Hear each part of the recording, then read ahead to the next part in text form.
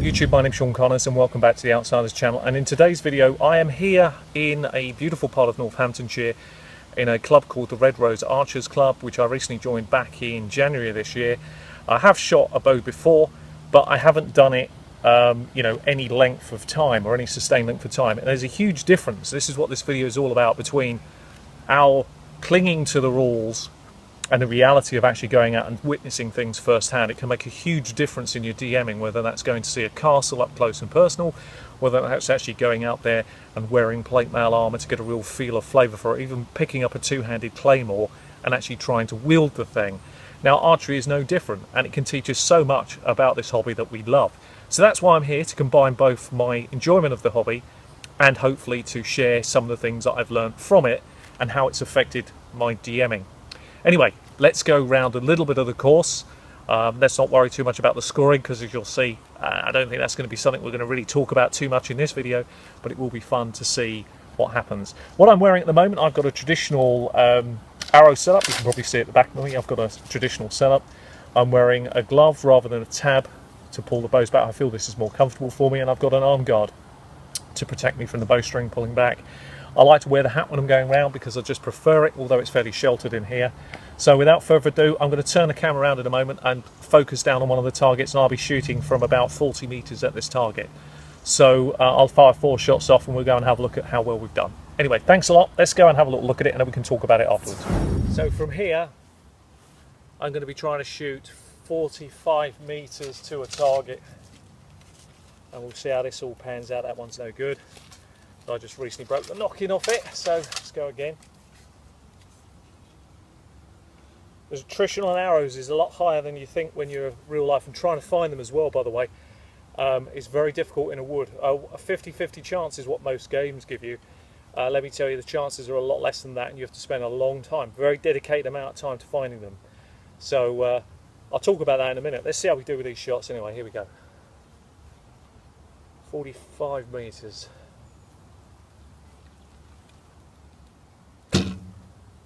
Bit low and down.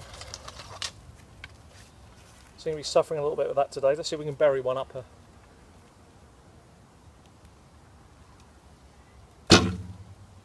That's a bit low, but lovely shot down the middle.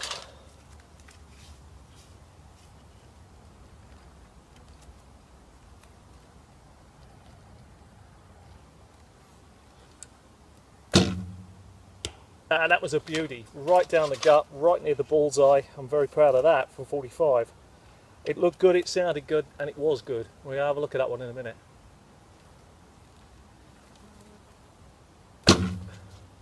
And that is also a peach.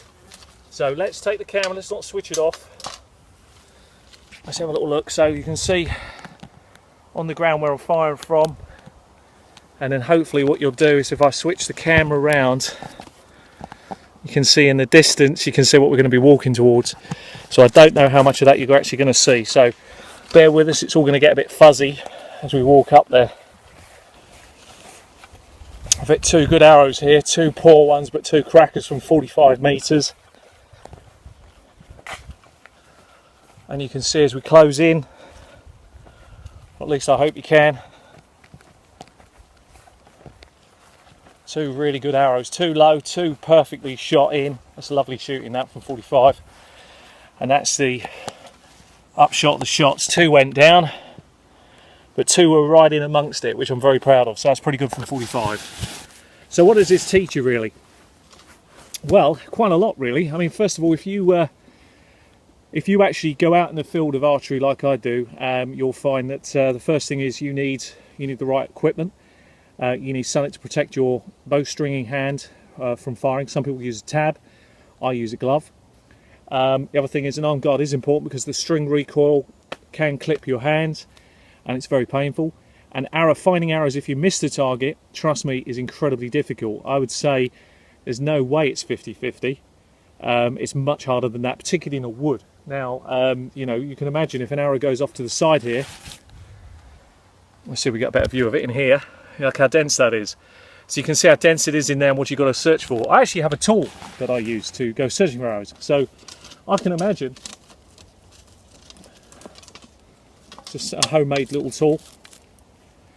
with a point on the end to rake through the ground. I can imagine that you'd probably have to make something like that if you were an archer in medieval times, because losing arrows, if you were a bandit and it was a question of resource, is probably quite important. So there's all these little factors that come out when you actually shoot arrows. Plus, of course, the skill required to firing 4 quick arrows and getting somewhere near the target. I'm quite pleased with that today, so that's a really good start.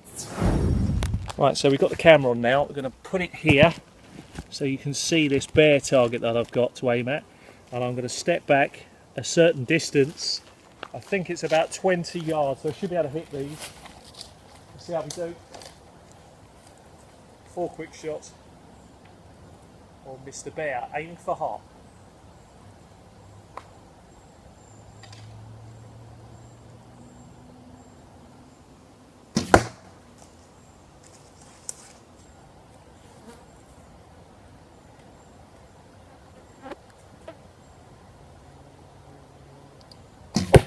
Bullseye.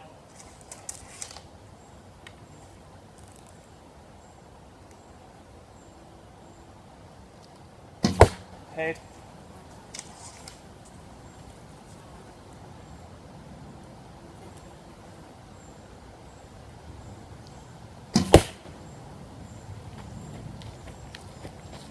And that's pretty good shooting. We've got a couple that have gone into centre mass. That's a killing blow right there. That's the centre, that's a ball. That's the lung. And these two are just on the outer edges, worth about a point apiece. So not bad shooting actually from 20 on a rather largish target. But again, big difference between a stationary target and a moving target. You'd be lucky if you could get 1 shot off on a moving target. And if you had someone a stationary target, shows you how deadly ambushes it can be, because targets stand still for a fraction of a second, giving the archers that extra moment to line up the first shot, and that's a critical first blow. And then you can cause pandemonium. So it's these little differences that are important. I hope what today's field trip has done is given you a real appreciation of the fine balance that has to be struck between realism and fantasy, and that everything you read in a rule book or in a history book can give you those life lessons, if you will, and appreciation of any craft without actually going to see it. And I want to add one final thing on here that I saw, and this is a true story. Many years ago I went to Carisbrooke Castle in the Isle of Wight, and they had a festival on. And to cut a long story short, we saw them, and there was a gentleman locally to Carisbrooke who used to make armour and weapons as realistic as possible, the old techniques. And he built for this gentleman a full suit of plate mail armour, proper weight, with a bastard sword that he carried. And this guy rode into this arena on this shire horse, this war horse.